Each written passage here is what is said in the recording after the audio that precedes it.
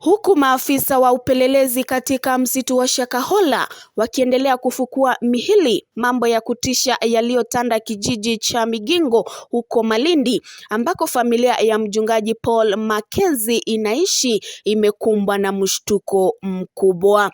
Wanakijiji wanasimulia kukutana kwao kwa mara ya kwanza na Paul Mackenzie mnamo mwaka wa 2015, ambaye dhamira yake ilikuwa kuwageuza watu wengi iwezekanavyo na kuwa wafuasi wake na waumini wa mafundisho yake ya kupotosha.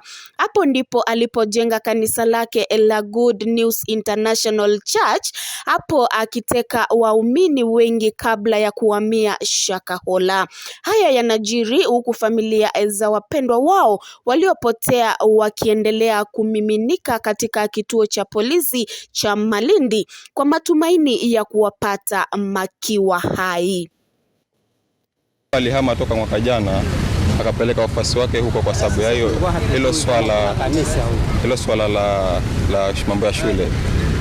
Libidi ahame aende huko kwenye alinunua shamba huko, kuna sehemu inaitwa Shakahola, ni mbali kidogo na hapa. Hao washirika wafuasi wake walianza kuenda moja moja, maana wengi walikuwa huko, lakini wenyewe walikuwa hawajui yako huko.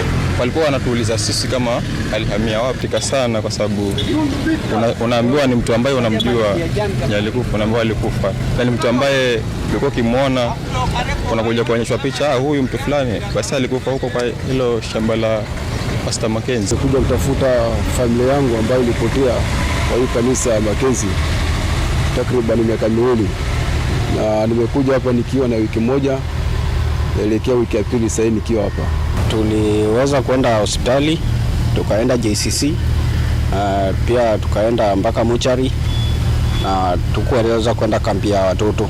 Kwa hiyo sijui hata iko wapi. Jana alikuwa anaongea sauti kidogo sana. Leo nimejaribu kuongea na yeye aongei, lakini amenitumia text. Akaniambia ako salama na wako salama wakiwa watatu na wanaweza kuja nyumbani June. Sasa hiyo text niko nayo. Nimepeleka polisi nikajaribu kuwauliza kama inawezekana. Kali ama maafisa wa polisi wametia sana uzito kutafuta maiti, kufukua maiti badala ya kutafuta wale watu ambao wako hai. Maana wale watu wako hai bado wako ni wengi pale.